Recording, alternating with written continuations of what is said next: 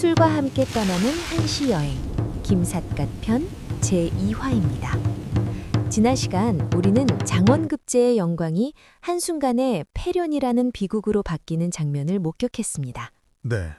어머니로부터 네가 욕한 역적 김익순이 바로 네 할아버지다라는 진실을 들은 김변현. 그 충격은 우리가 감히 상상할 수 없을 겁니다. 그는 그 길로 방 안에 틀어박혀 곡기를 끊고 자책합니다. 그리고 결론을 내리죠. 나는 하늘을 볼 수 없는 죄인이다. 맞습니다. 유교 사회에서 조상을 욕보인 죄는 씻을 수 없는 낙인이었죠. 그는 결국 가족에게 짐이 되지 않기 위해 또 스스로를 벌하기 위해 자발적 유배를 택합니다. 20대 초반의 젊은 가장 김병현은 자신의 양반 신분을 상징하는 갓과 도포를 벗어던집니다. 대신 하인이나 상주들이 쓰던 거친 대삿갓, 즉 중립을 눌러쓰고 집을 나섭니다. 양반의 검은 갓이 아니라 천한 사람들이 쓰는 삿갓을 선택한 거군요. 네, 스스로에게 내린 형벌이었죠. 양반 김병현은 그렇게 죽고 김삿갓이 태어났습니다. 그가 자신의 분신이 된 삿갓을 두고 쓴 시가 있다면서요? 네, 전해지는 바에 따르면 김삿갓이 삿갓을 소재로 쓴 영립, 즉 삿갓을 읊다라는 시가 있습니다. 이 시는 김삿갓 문학의 정수이자 그의 인생관이 집약된 작품으로 평가받고 있습니다. 한 구절 한 구절 뜯어보면 한자 속에 숨겨진 의미가 아주 깊습니다. 먼저 시를 낭송해드리겠습니다.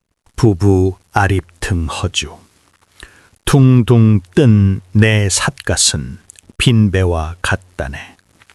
일착 평생 40추 한 번 썼다 하면 평생 40년이라.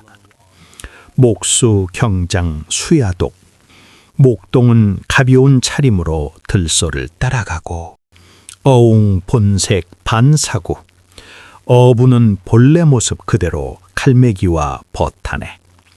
취래 탈괴 간화수 취하면 벗어걸고 꽃나무를 바라보며 흥도 휴등 완월루 흥이 나면 들고 올라 달맞이 누각에 가네. 속자 의관 개회식 속세 사람들의 의관은 모두 거칠해지만 만천풍우 동무수 온 하늘에 비바람 쳐도 나만 근심 없도다. 첫 구절부터 심오하네요. 둥둥 뜬 내 삿갓은 빈배와 같다. 여기서 허주, 즉 빈배라는 단어를 쓴 특별한 이유가 있을까요? 아주 중요한 포인트입니다. 여기서 허주는 단순히 사람이 타지 않은 배가 아닙니다. 장자의 철학에서 나온 개념인데요. 빈 배가 와서 내 배에 부딪히면 아무리 성격 급한 사람도 화를 내지 않는다는 고사에서 유래했습니다. 즉 자아와 욕심을 비운 상태를 뜻합니다. 김삿갓은 나는 이제 욕심도 이름도 신분도 다 비워버린 빈 껍데기 같은 존재다라고 선언하는 것이죠. 아, 그냥 떠돈다는 게 아니라 마음을 비웠다는 뜻이군요. 그럼 두 번째 줄, 한 번 썼다 하면 평생 40년이라 는 건 무슨 뜻인가요? 집을 나설 땐 20대였잖아요. 날카로우십니다. 사실 이 시는 김삿갓이 방랑 생활을 오래 한 뒤인 중년 혹은 노년에 자신의 인생을 회고하며 썼을 가능성이 높습니다. 40추, 즉 40번의 가을은 그가 삿갓을 쓰고 보낸 기나긴 세월을 의미하죠. 하지만 이화에 배치한 이유는 이 시가 그의 평생의 정체성을 가장 잘 보여주기 때문입니다. 세 번째, 네 번째 줄은 어떤 의미인가요? 목동은 가벼운 차림으로 들소를 따라가고 어부는 본래 모습 그대로 갈매기와 벗한다. 이 구절은 자신을 자연 속에서 사는 목동이나 어부에 빗댄 겁니다. 양반의 무거운 예법과 체면에서 벗어나 자연과 하나 되어 사는 자유로운 삶을 표현한 것이죠. 그리고 다섯 번째, 여섯 번째 줄이 재미있네요. 술 마시고 달규건 가는 이야기잖아요. 맞습니다. 취하면 삿갓을 벗어 걸어두고 꽃나무를 바라보며 흥이 나면 삿갓을 들고 올라가 달맞이 누각에 간다. 삿갓은 평소엔 하늘을 가리는 형벌의 상징이지만 술에 취하거나 흥이 나면 자유롭게 벗기도 하고 들기도 하는 친구가 되는 겁니다. 마지막 구절. 속세 사람들의 의관은 모두 거칠해지만 온 하늘에 비바람 쳐도 나만 근심 없다. 여기서 양반들을 비꼬는 뉘앙스가 느껴져요. 정확합니다. 여기서 속자는 점잖은 척하는 양반들을 말합니다. 그들의 비싼 갓과 도포는 체면칠해용이라 비가 오면 젖을까봐 전전긍긍하지만 내 싸구려 삿갓은 비바람을 막아주는 실전용이니 내가 더 낫지 않느냐. 이것이 바로 김삿갓 특유의 정신 승리이자 풍자입니다. 비참한 현실을 유머와 자부심으로 비틀어버리는 것이죠. 삿갓의 이야기는 충분히 들었고 그의 손에 들린 또 하나의 필수 아이템이 있죠. 네, 바로 대나무 지팡이, 죽장입니다. 삿갓은 하늘을 가리는 방패라면 지팡이는 험한 세상을 헤쳐나가는 창이자 의지할 달이었습니다. 김삿갓은 이 지팡이를 소재로도 시를 남긴 것으로 전해지는데 죽장이라는 시를 소개해드리겠습니다. 휴이 동행 기계춘 너 지팽이를 끌고 동행한 지 몇 번의 봄이던가. 전정 영석 노등빈 앞길이 험하다고 어찌 자주 오르내림을 아끼랴. 거래 직지 천봉을 들어올려 곧바로 가리키니 천봉우리에 달이 뜨고 도고 횡휘 만악운 거꾸로 휘두르니 만골짜기에 구름이 흩어지네. 와, 스케일이 엄청나네요. 지팡이 하나 들었을 뿐인데 달이 뜨고 구름이 흩어진다니 마치 무협지의 고수 같습니다. 맞습니다. 이게 바로 김삿갓 시의 매력인 호기입니다.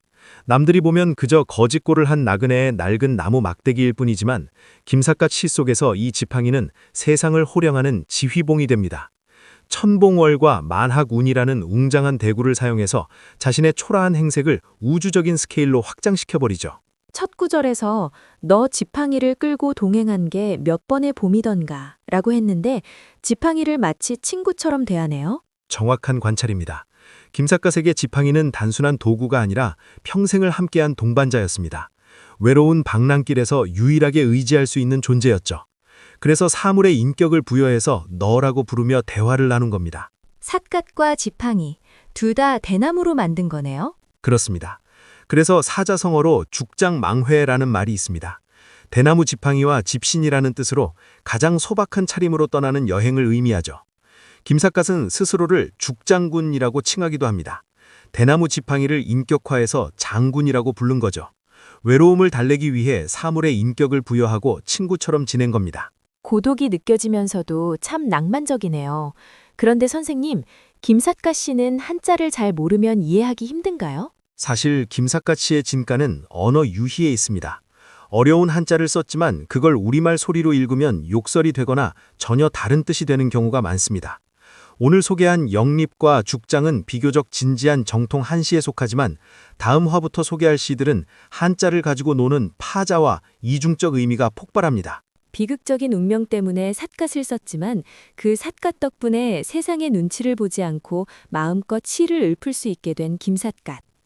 오늘 영립과 죽장 두 편의 시를 통해 그의 비장하면서도 호탕한 마음을 엿볼 수 있었습니다. 이제 모든 준비는 끝났습니다. 머리엔 삿갓, 손엔 지팡이, 그리고 가슴엔 붓 한 자로 품고 세상 밖으로 나갑니다. 하지만 양반집 도련님이었던 그에게 세상은 그리 호락호락하지 않았습니다.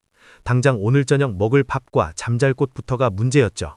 과연 조선 팔도의 인심은 그를 반겨주었을까요? 다음 3화에서는 배고픈 나그네 김삿갓이 겪은 문전박대, 그리고 그 설움을 기가 막힌 유머로 받아친 에피소드들이 기다리고 있습니다. 배고픔조차 시로 요리해 먹었던 천재의 이야기 기대해 주십시오. 술과 함께 떠나는 한시 여행. 오늘은 여기서 인사드립니다. 구독과 좋아요는 저희에게 큰 힘이 됩니다. 감사합니다.